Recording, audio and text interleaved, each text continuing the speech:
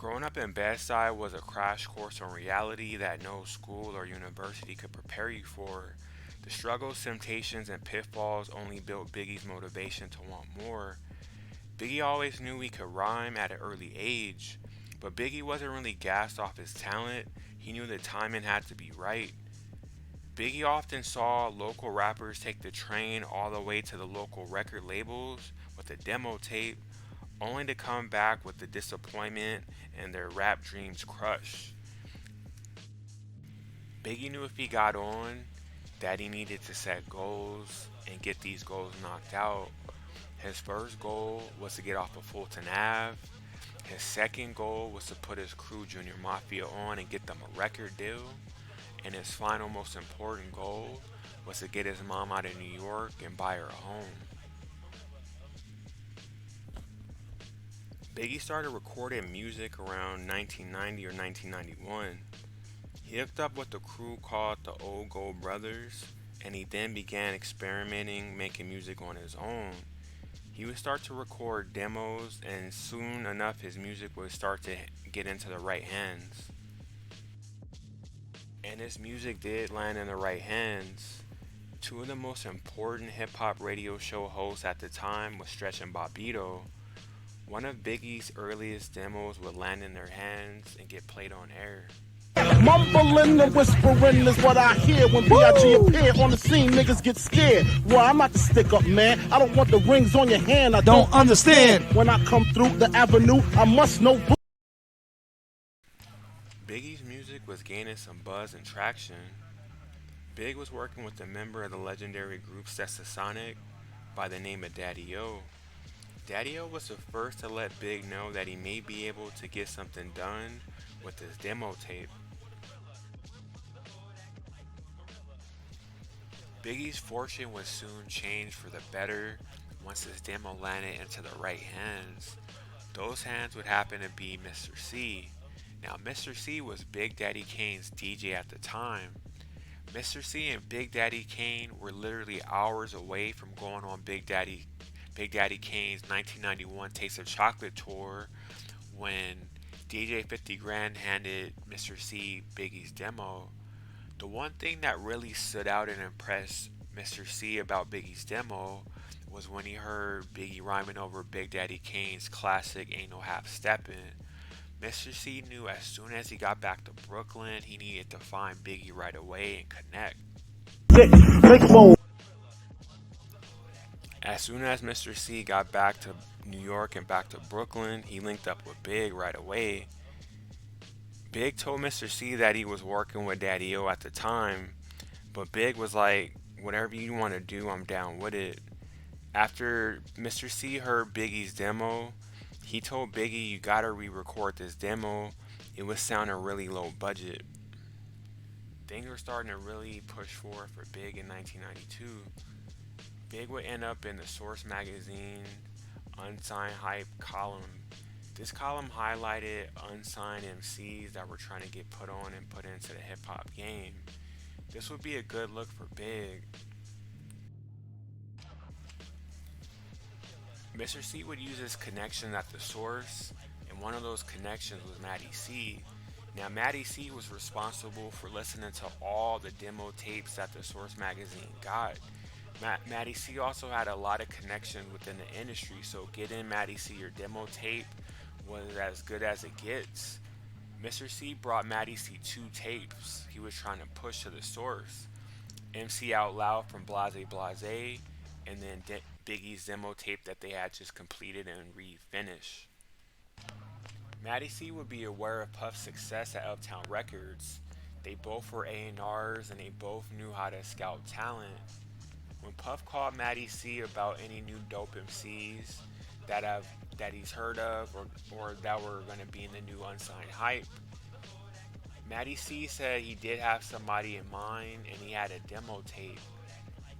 Matty C took the demo directly to Puff. Puff signed Biggie immediately to Uptown Records, and things were really starting to pick up for Biggie.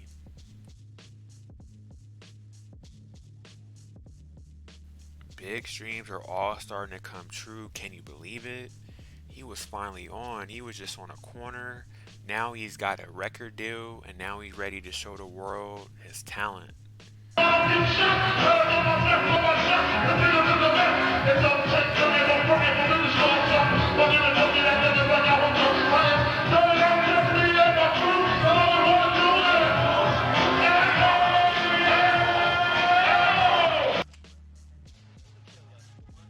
In the 90s, the easiest way to get an up and coming artist on a project or on an album was doing songs for movie soundtracks and doing remixes.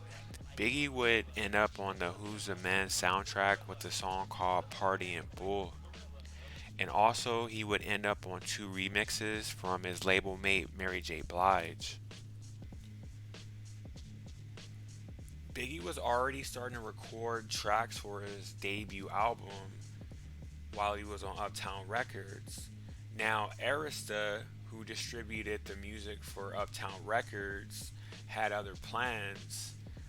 Number one, Puff Daddy got fired, and then number two, the label decided to no longer deal with Biggie as far as wanting to keep him on the label. They went to Andre Harrell and it said they got to drop 5 rappers, so it was Biggie, Little Sean, and 3 others. Big didn't take this too well because all of a sudden his dreams came crashing down. Puff would start Bad Boy Entertainment, and he knew that he had to get Biggie to sign with them since he was a free agent. Big still had half of his album locked up over at Uptown Records. Rumor has it that Puff had to pay close to $1 million to get Biggie's masters from Uptown Records over to Bad Boy Entertainment so they can finish up his album. Puff was like, all right, I know you can MC, you get busy, but now it's time to be a songwriter. Start writing some songs. So I started doing that. It took about 2 years to finish this album. Who produces your album? My man Easy No B did some tracks. Puff, Track Masters, these kids called Blues Brothers, Lord Finesse, and these cats called High Class, German motherfuckers. They got some butter shit. Oh, really? You would look at them niggas, you wouldn't think that they get down like that, but they got some shit. Really? Biggie's second recordings, now being handled by Bad Boy Records a year later, would all end up benefiting him in the long run.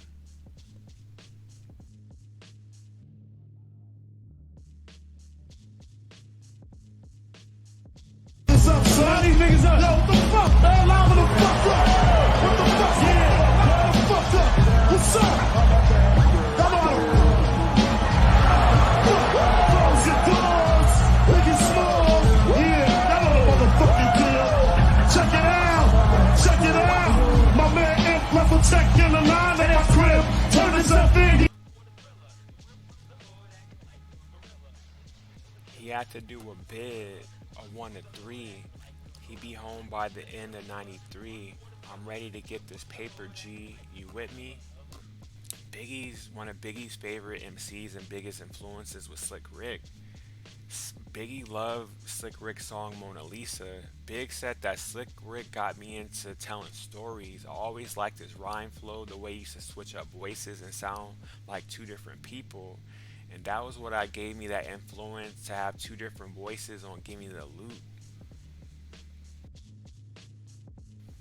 Biggie also said that Slick Rick played different characters, but the characters sounded the same. And with Redman meets Reggie Noble, he played 2 different people, but both characters sounded the same. I wanted to make them 2 completely different dudes to the point where someone could wonder who was a rapper with Big on Gimme the Loot.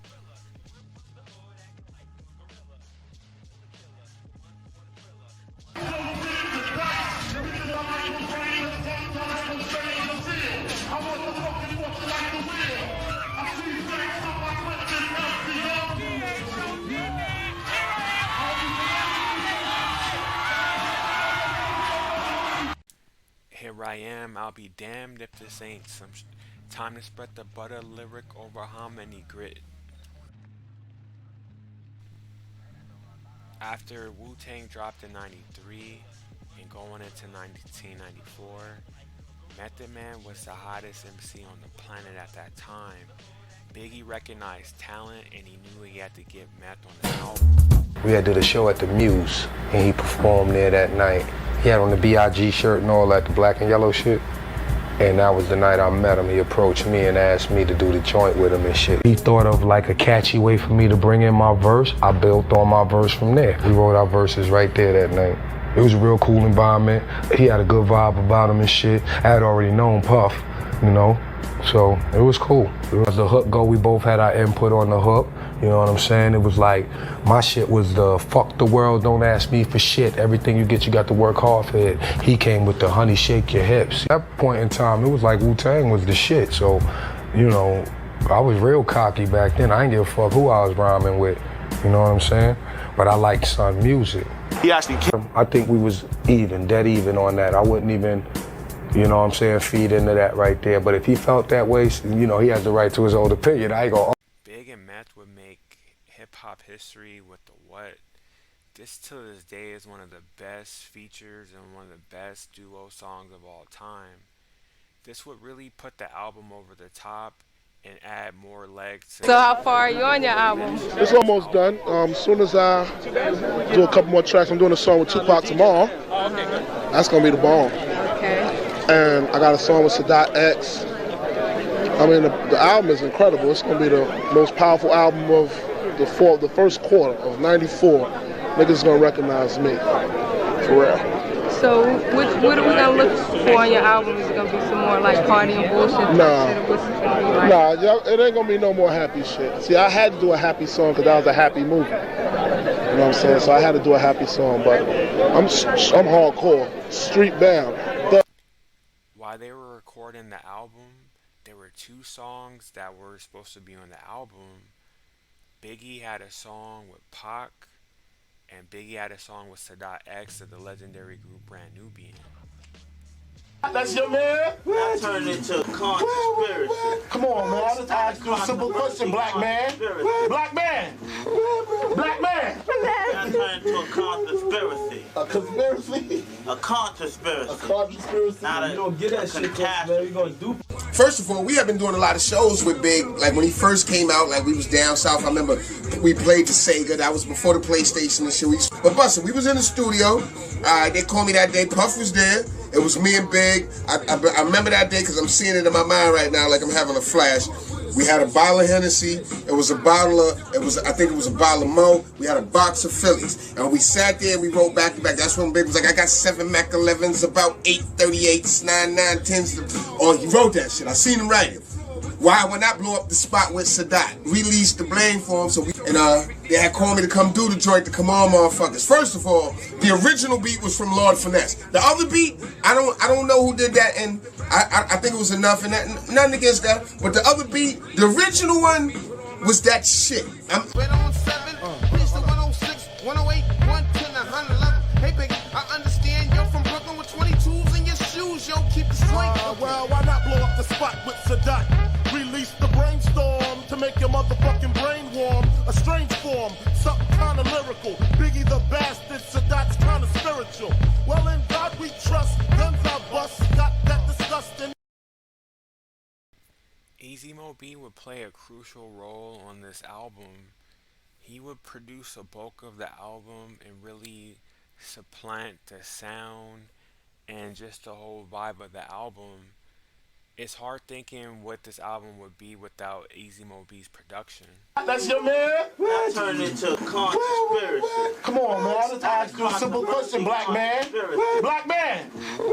Black man. That turned into a conspiracy. A conspiracy? A conspiracy. A conspiracy? Not a, You don't get that shit, man. You gonna do. Big and Puff had a special relationship whenever it came to making music. Puff had his way of thinking, we need to sell records. Big wanted to remain raw and street. Puff knew that in order to take Big to the next level, he had to have hit records and he had to have records that weren't all hardcore. Puff convinced Big to make songs like One More Chance and Juicy just so he can get some radio airplay, and he would keep whatever else Big wanted for the album He just asked that Big do him that favor. Juicy ended up being the lead single for Biggie's album. This song came with a little bit of controversy as far as the beat goes. Iconic hip hop producer P Rock said that Puff had came over to his house one day, heard the Juicy beat, gave the idea to some producers, and then it ended up being on the album. The Big Poppa single would be the landmark song that really popped off Biggie. There was an interesting story behind that beat. The beat was actually sent over to the Lost Boys for one of their upcoming albums. Once Puff heard that that beat was given to the Lost Boys, he almost lost it. He immediately got the track back from the Lost Boys, but they ended up trading another beat for the Big Poppa song. This ended up being one of the best decisions that Puff had made for the album.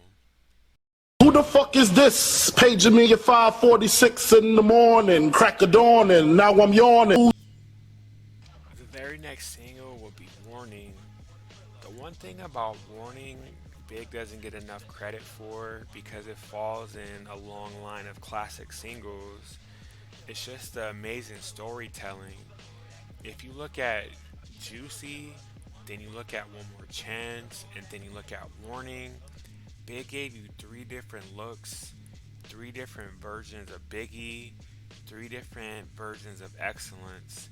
Warning would really punch a hole into the rap game, and really, with that beat, the bass, the lyrics, his voice really would shake up the rap game and let everybody know that Brooklyn was here, New York was back.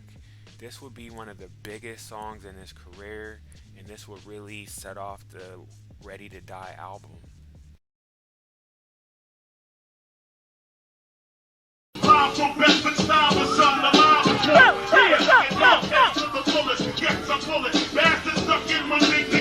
Chicken heads be fucking in your bathroom fucking. It ain't nothing. They know to be handling with the Mac in the act. No handling everything MC. Oxygen they can't breathe. Bad tricks up the sleeve. Red boxes on my dick to breathe. Breathe through in the U-25 on my side. Lyrical high. And those that question what you Bottom of the ninth inning. Album is done, but Biggie's like, I need one more track. He needed to get a track from the iconic producer DJ Premier. He knew he had to get one primo beat at the bare minimum for this album. By this time, the budget was cooked. There was no more money left. Literally a couple $1,000s left. Big hit up Premier. He's like, I need this beat. Just loop something up and let me just do my thing. Ready to Die was released in 1994 and is still one of the most iconic hip hop albums of all time. And it's definitely Biggie's best album. This took you through the mind of Biggie, how he can adapt to different song types, how he can bring you pain and pleasure, how his rhymes are so vivid, crystal clear, you believe every single word that he's saying no matter how crazy it is, just from the opening and closing of the album.